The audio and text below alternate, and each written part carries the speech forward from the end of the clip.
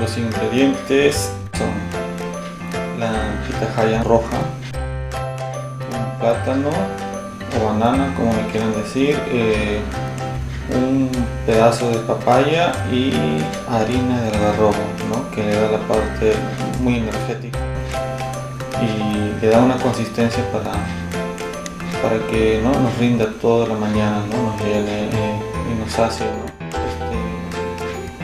Entonces, la pitahaya roja, como se puede hacer, es un rojo para un morado muy intenso.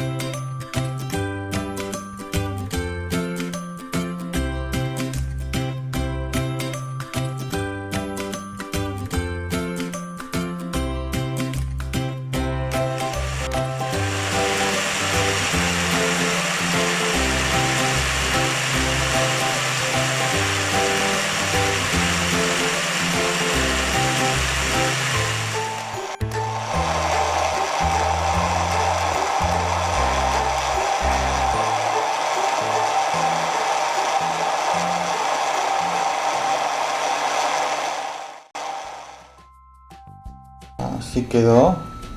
Esto rinde para 2 tazas exactamente y se echó 1 taza de agua. Como pueden ver, es un rojo y tiene su espesor, ¿no?, que le da la harina, y eso depende de cada uno, si le echa 1 o 2 cucharas de harina.